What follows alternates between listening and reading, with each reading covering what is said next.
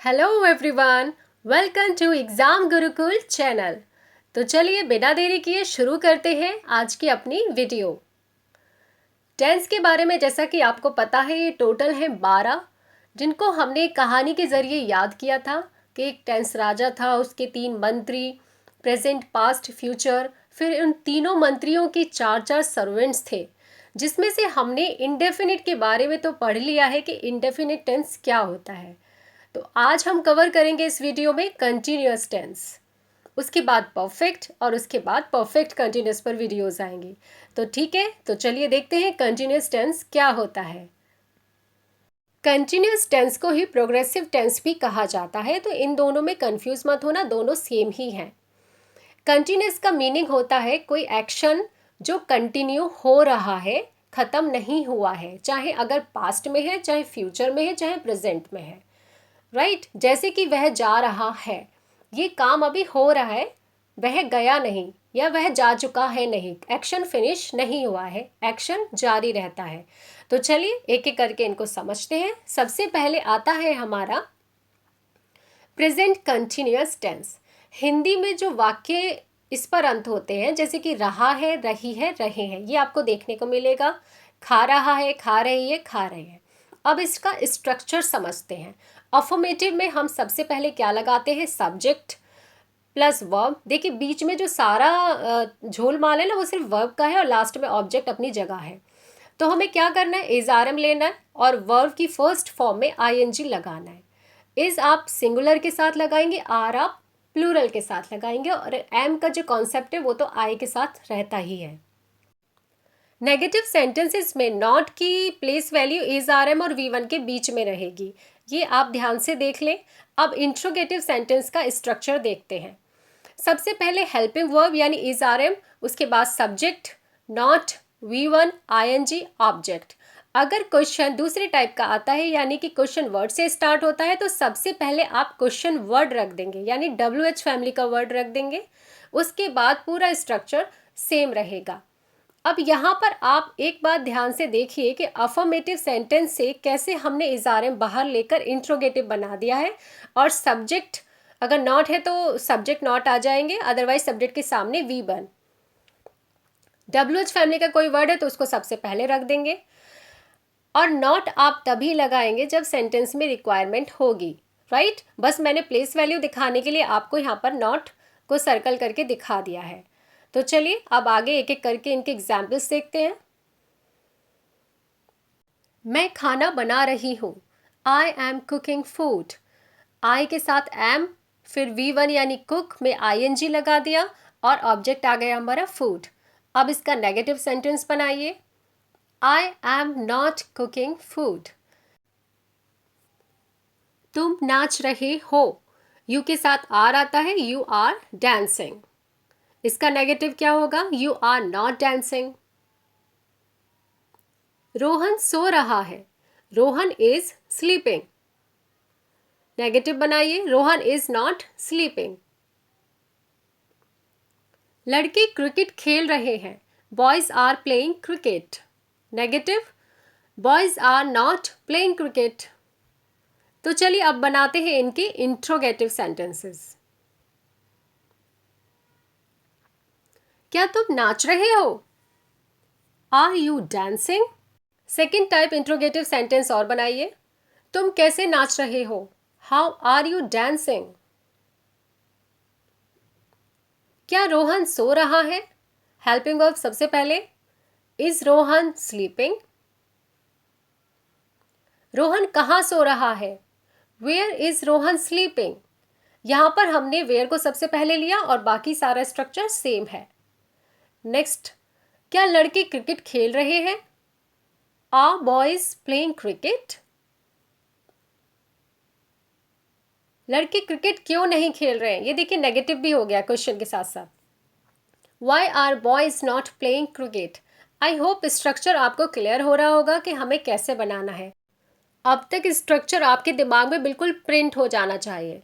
तो अब चलिए आगे चलते हैं और देखते हैं पास्ट कंटिन्यूअस टेंस क्या होता है।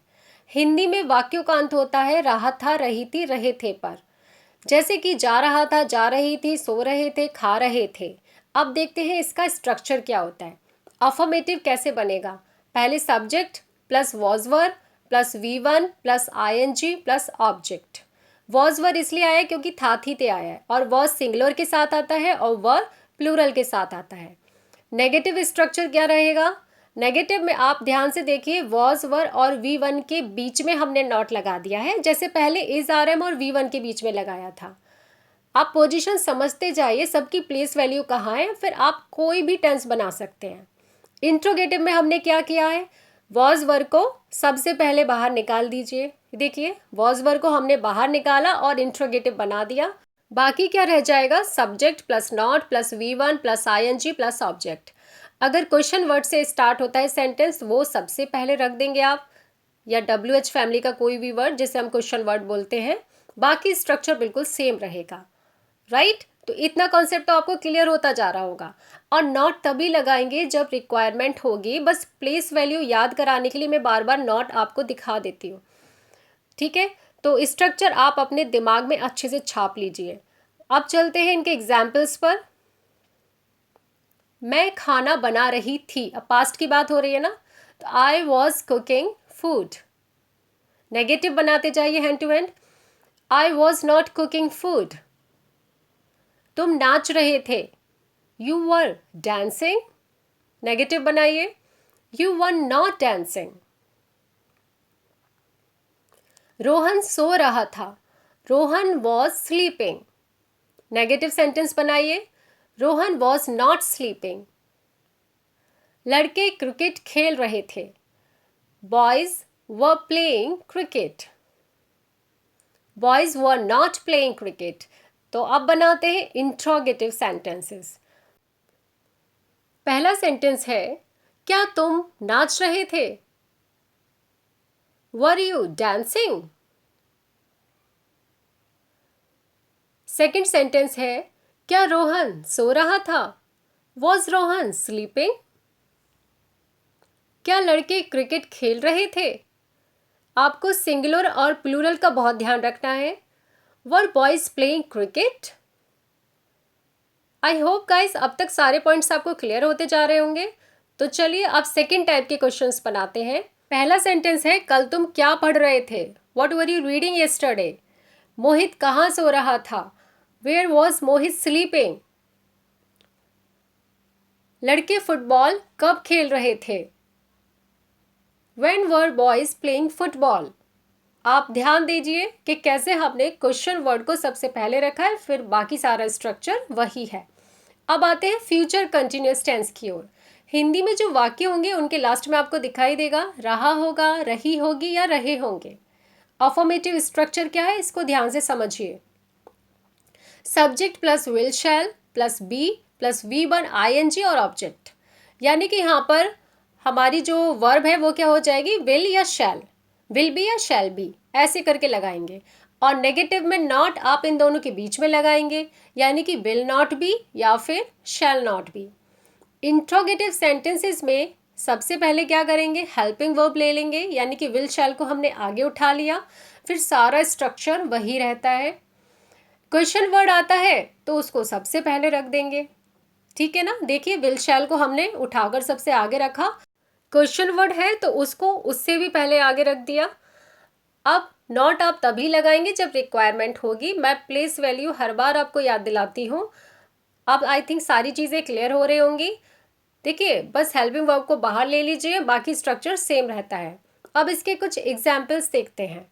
वह आज शाम जयपुर जा रही होगी। अब इसको बनाइए, वह यानी कि शी, लड़की की बात हो रही है, तो क्या लगेगा? She will be going to Jaipur this evening. अब इसी को नेगेटिव भी बनाते हैं, विल बी के बीच में नॉट आएगा, she will not be going to Jaipur this evening. 2 घंटे बाद वह सो रहा होगा। सेंटेंस बनाइए। रहा होगा से क्लियर हो रहा होगा आपको कि ही की बात हो रही है। He will be sleeping after 2 hours।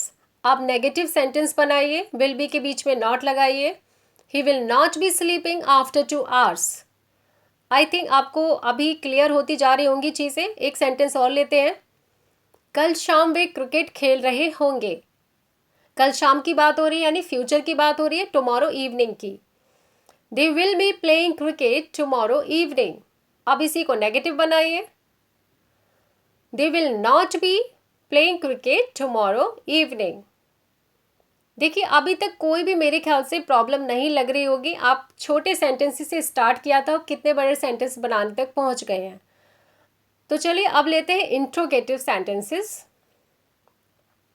क्या वह हर समय सोता रहेगा? क्या से स्टार्ट हो रहा है ना, तो हेल्पिंग वर्ब पहले आएगी। Will he be sleeping all the time? क्या वे क्रिकेट खेलते रहेंगे? Will they be playing cricket? क्या वे हर समय झगड़ते रहेंगे? Will they be quarrelling all the time? हर समय के लिए क्या आया है? All the time.